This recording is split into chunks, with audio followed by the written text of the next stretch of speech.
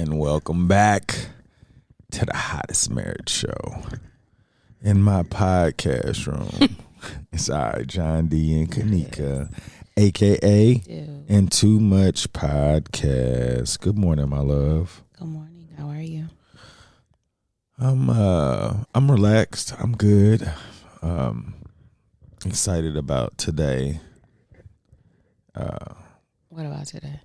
I plan on having fun. Oh, yeah, he doesn't often do that. Well, I'm just trying to figure out how to actually do it without me feeling like, like my fun is typically like, again, it hurts somebody's feelings. And I don't know, I think me being serious is going to hurt less people's feelings. Oh, boo. Until you're the person being talked about. Right. Then it's like, hey, whoa, buddy. Hey, just be serious now. No joking. Oh, shoot. How are you? I'm like a meh. Like, Why do you feel like that? I don't know. I'm not sad. Not happy. I'm just kind of floating around. I tend to be, I think, y'all have heard me say this before in the last, year or two we've been doing this. When the weather gets Oh, you really feel that? Where Michigan, when the sky becomes more gray than blue, more often, I tend to get, So I'm kind of on that thing right now. What about you? How are you? I'm good.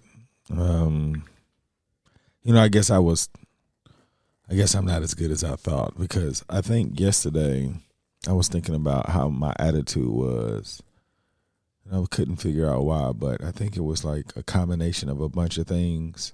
But in my head, I was like, I'm going to be the best I can. But I was like, it was so hard. And I think I was just tired. I don't know. Attitude toward the end of the night? Or just the whole day. Oh. Yeah, like I know how, like I was trying to enjoy myself, and I didn't want anybody to think something was wrong. But overall, I didn't feel as joyful, jubilant as I normally have felt. Welcome to Michigan. You so silly. I enjoy weather like this, though. Do you? Why? I just feel like when weather's like this, that means people should be in the house being safe. And weather like this means we're in the rainy part. Not really snow right now, which I'm thankful for, but gray skies, no leaves on the trees. Definitely colder and it's just more of wet. A sleepy, hollow feel. Yeah. Yeah. Mm-hmm. But I'm looking forward to the winter. I enjoy the winter a lot. You in Dallas? Well, I enjoy it for different reasons. He enjoys the temperature. I know. It's crazy. Yeah. So, what you got on your mind today? Someone was talking about, reflecting on what if you intend to have a long marriage. Some things you should probably think about, and usually it's conflict. Like, we don't have any problems when it's all fun and games. Everybody's good, but usually when conflict comes around or discomfort, that's where people start to have to make decisions about how grown up they're going to be and how much, they're going to try to preserve the health of their marriage. And so one of the things they said was, I know that when you and I have had conversations, we've talked about feeling attacked. And, well, I just feel like you're putting it all on me. You're attacking me, blah, blah, blah. Well, they had asked, they said, if you feel attacked, is it just that you don't feel comfortable with their frustration and disappointment? It's not really attacking you. It's them expressing their frustration and disappointment. And that's kind of like you're personalizing it rather than looking at that frustration and disappointment and trying to remedy it. So in the past, I know sometimes with frustration and disappointment with certain behaviors, we would call out other times where the behavior has taken place, or where we've felt that way before. Should we be looking at it as an attack, or? I think that if you're not an effective communicator, if someone is not expecting to be criticized, they could take it in the worst way possible. And even if you are expecting to be criticized, depending on who's saying it, it could look worse than what it is. Yeah. I'm listening. I was just going to say, when it's someone who you love and who loves you and they're expressing it. Yeah, that's the reason why, in order to get a behavior change in somebody that you really care about, they have to really know when you're serious, or you have to be that good at convincing them that the way that they're doing it is probably not beneficial to them. So at the end of the day, it's just an effective communicator, or how strong that relationship is, where somebody can say, okay, when they do this, this means that I should stop doing what I'm doing. And I think that just comes from the relationship that you create with somebody, to change your behavior without saying, hey, this you need to stop. Like, it's okay. Like, just look at dieting practices. Like, if I was an effective communicator, I would be able to say, hey, and persuade you to be like, but there's something about me that says, hey, I don't really want to look like that, or, I really want to do it my way. But if I do something that's crazy, you be like, okay, this is when John is serious. Okay, maybe I need to, to make you think like, okay, he doesn't normally act like this. So I have to be a good communicator. So I do believe that if you come to me about some stuff and I can't receive it, I'm hearing it wrong, or I'm guilty. Right. And I haven't been able to accept the accountability for it. But even if I come to you about something, I'm not thinking of you as guilty. See, I'm thinking you're of not. it. I'm talking about the way that I'm like, when it's like being called to the principal's office. Yeah. So you go to the principal's office. That don't mean you in trouble. Yeah. You know what I'm saying? So when you're calling something out, or we need to talk, it's like certain words that go together. You're like, okay, I've heard these words together. And typically there's on the other end, it's not like there's a surprise behind door number 2. Do you think we ever use the practice of I feel? Does Statements. that help with attack? That's awesome, because that's what we use in our school. Well, in the elementary side, they say, I feel statements. Yeah. When you do this, I think that you and I have a better way of communicating with each other so that things don't spiral out. So we may not typically say I feel, but we say things similar or close enough to like pump somebody's brakes. I don't like the way I feel, or, hey, did you do this? Or something to the point where, you did this. So it's like, if I hear you did this, you're feeling a certain type of way, and I need to hear it. So I think I'm more aware, like, well, I didn't do that on purpose. I used to like blame you, like, well, I didn't do it on purpose, like you were supposed to. So to me, like, so suck it up or let it go. I know, but that's just your statement, though. You said, like, if somebody brings a concern to me, like, if you don't say it correctly, I might be too distracted by how you said it, and I can't get past that. I'm not mature enough to be able to like decipher through your code. Do you feel like, I feel like a lot of what we talk about, we say it in the realm of marriage, but it can work in family. So recently we were having a conversation with a family member, and we're trying to figure out how to relate. You just to the audience. So you know how you have people in your life and you feel like they're spiraling, and they say they need help, but it's not the help you think they need, and the help that they're requesting may not always seem like that's really what's going to give them the outcome they want. Do you think that, I don't think that in our communications we ever express frustration from our end and how we feel. Yeah. Maybe we are, when we're talking to people and we think that we can help them fix it, it does feel like an attack because we're trying to run down all the things that they haven't done correctly. And why don't you just try it this way? Because everything you've done isn't right. Yeah. So it is an attack. So I know you and I, we've really, really worked on how to work with each other in conflict, whether it's like outwardly we're arguing or, you know, someone is feeling some kind of way, but it's not in, you know, something's in the air, but we're not talking. Mm-hmm. But when it comes to everybody, like our situation with trying to, you know, make sure that the kids are relating well together and how we're relating to our family outside of the house, I don't necessarily know if we put the same effort or the same practices in. We don't. Well, I know I don't. I'm not gonna lie. Like, just listening to you talk just made me realize I'm better with you. I'm better with the kids, but I don't practice all of these things with other people, like you said, and nobody else outside of us is practicing the things that we're doing. So it's like I have to be more aware of how I'm treating the people on the outside of this house. Yeah. And that was a great. I don't know. It was like one of those moments where I'm like, dang, I didn't even consider that. You know, like I do. I approach you guys with way more caution than I do with people on the outside. Mm-hmm.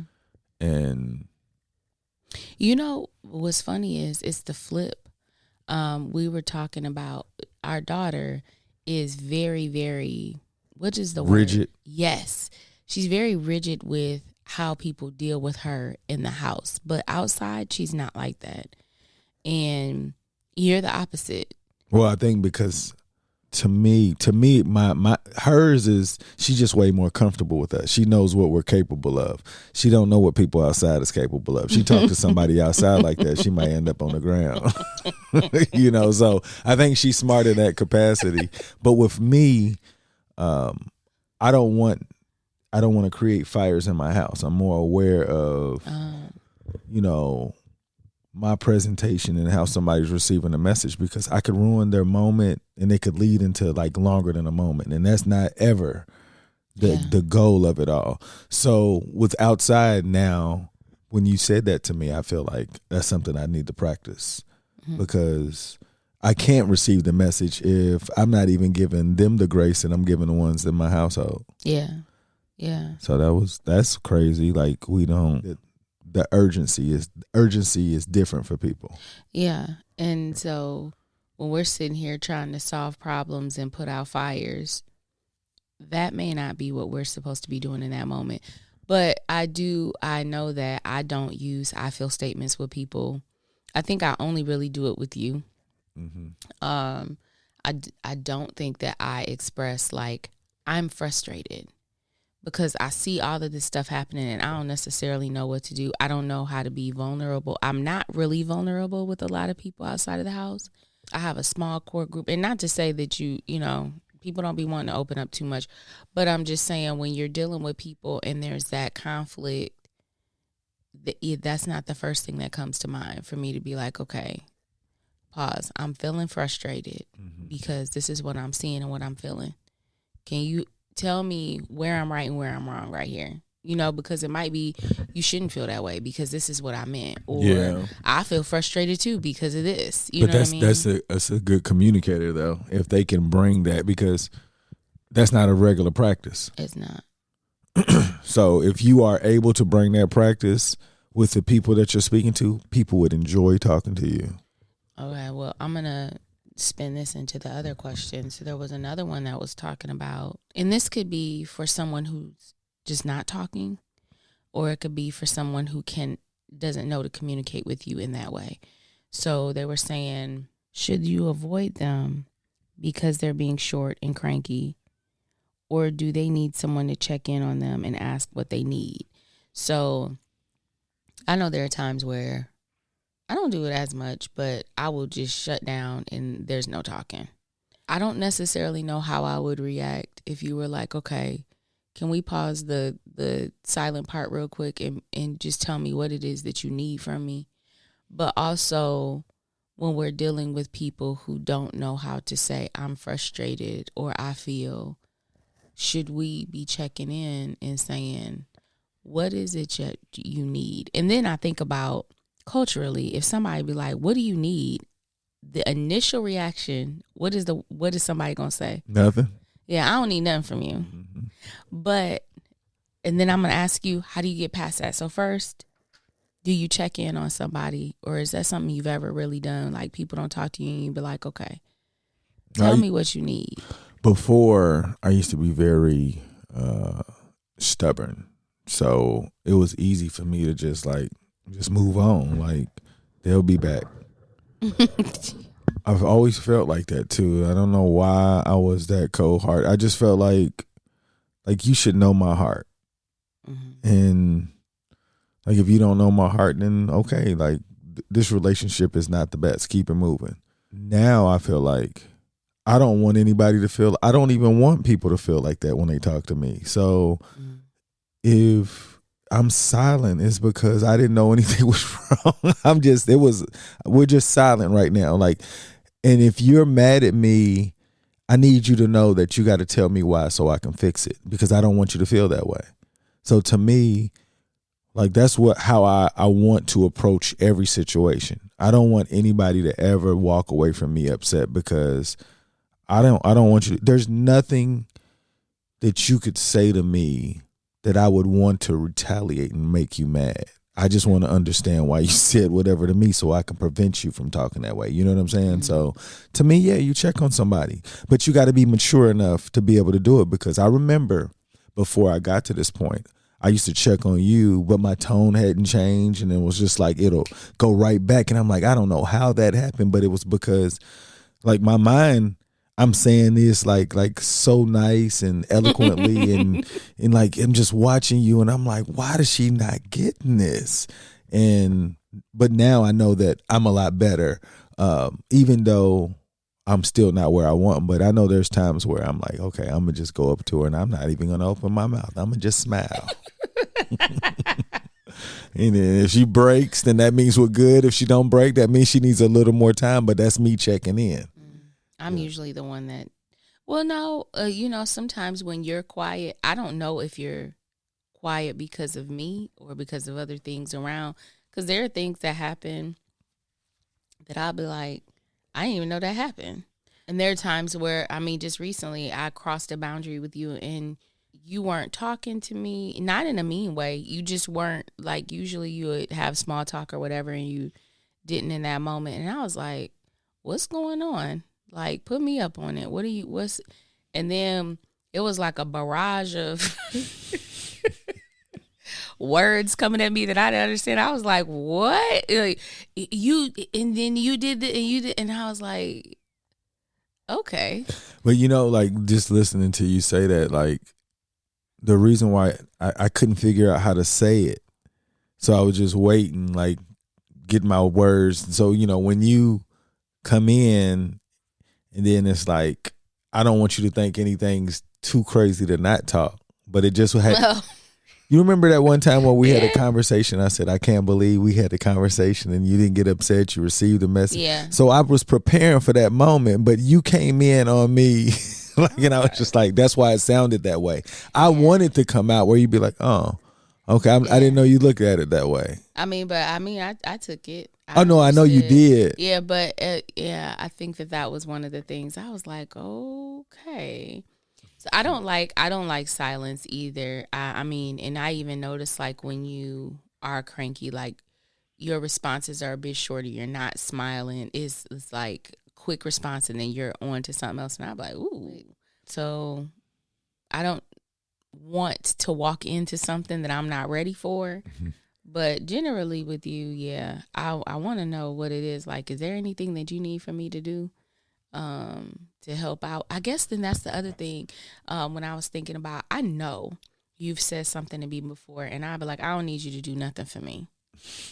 And I think that I wonder if it were, what do you need? What do you want? What do you need for me to do? I don't know. Is it even maybe in the way you phrase it, is there anything that I could do to help you out right now while you're Yeah, that's what I'm saying. Like feeling this way? Like, that's what I'm saying. Like, if you're a mature person, you can recognize when somebody says, "What do you need?" that they would give it to you if they could, if they knew how. But the way that they say it make it seem like you're my life, you're my you're my last. You gonna save me? Yeah, like I don't need you to do anything, and you will not hold that over me. Okay, so if I said that to you, if that was my response to you, what would be your comeback? Would you walk out? You don't need anything from me? Yeah, I don't need nothing from you. I'm like, what happened? Like, why are you talking to me that way? Like, I don't understand. Like now, before, I'm like, fine then. Yeah. Like, and then the mature version be like, or that's getting better. Like, fine then, I tried. Like, and then here's the next one. Fine then, I tried. I'm here if you need me. It's a graduation. Yeah. And then the really good one's like, babe, I'm sorry. What am I doing wrong? I just want to help. I don't want you to feel that way. And, I hope you receive this message because I don't know what I'm supposed to say to take it away from you. True. But, you got to get to that point. You don't, like, it's so crazy. If you can't control your emotions, you can't even, like, mature to that part. But I'll tell you this, how I got to it, and we can move on. But when you can, like, what could I have done differently? Right. Like, if you don't reflect on what you could have done differently, there's no way new options are going to come up when you're upset like that again. Yeah. So reflection plays a significant role. Like, so if I say it in a gentler tone where it doesn't sound like you mad, because, you can tell when somebody's mad, no matter what the words say. You're like, I don't need none of that help. You better change all of that now. Oh. You go back outside and start over. Hey, for real. Yeah, I'm gonna work on using the words the way that we said we were gonna use them today. Maybe it'll help out with how I relate with you and others. Well, I think you are definitely, you have more of your day. You're nicer for the people on the outside. You are. Like, everybody thinks you, like, are this nice person, but you, like, I'm not saying you're not nice, but you have like nobody knows your sternness. No, they don't. Yeah, here in my safe place, I can let loose. Yeah, you're right. You know what? She gets it honest. I'm gonna have to work with her on that part. I think that as you move forward, though, if you can be stern in a boundary, then people won't disappoint you. I think you just have the way that you handle things. You think everybody has this standard, and I told you that you're well above really good quality. Everybody just don't know how to operate like you. Create a boundary in the beginning, and they're less likely to disappoint you, or they shouldn't have been hired. The part about stern always makes me feel like it's like somebody putting a hammer down. It is. It's saying, like, hey, this is my last straw. Like, yeah. I don't want to become a different person. Okay. I'm trying to keep her under wraps. You don't want her out running the streets over here. Yeah. Well, I'm going to ask you to practice the whole disappointment and frustration thing out in public too. Oh, I want to. Yeah. Like, that's game time. Like I do. I do want to practice just being quiet too. Absolutely. Because then I can have better questions for people. But yeah, I will practice that. Great questions today. Thank you. Anybody you want to give a shout out before we get out of here? No. You sure? Yeah, I never have anybody in mind. What you want to give a shout out to Black businesses and oh my God, we haven't done that in a long time. Well. Okay, so number one, there's a place, there's a business called Tracy's Treats out of Detroit. If you look on our, we haven't put anything for Black businesses on our page in a minute. So we'll update that. But Tracy's Treats, when I say that stuff looks absolutely amazing, and I've had some of her stuff. I want to give a shout out to her because she has been kicking up dust when it comes to getting her product out there and really, really great customer service. And she has some other things in the works that I'm excited to invest in as well. So shout out to Detroit. Shout out to Black-owned businesses. Shout out to woman-owned businesses, Black woman-owned businesses, Tracy's Treats. Yeah, so shout out to my homie. No doubt. Excuse me. I want to give a shout out to all of the kids who feel like they're doing it by themselves, or they have little to no help, or they feel like they wish they had better parents. Just keep believing in yourself and keep finding ways to become better, and you will understand where your parents were, because your parents do want the best for you. They just don't know how to do it. And if they don't know how to do it, you're going to have to be the one to change the trajectory in your family. And I know that's tough, but some of the greatest leaders accepted responsibilities at a young age, and why not you? So accept the responsibility, and let's make it happen. Y'all make today better than yesterday. Don't worry about anything you can't control. GATA. Get after that action, or that action will get after you. Be great on purpose. Boom.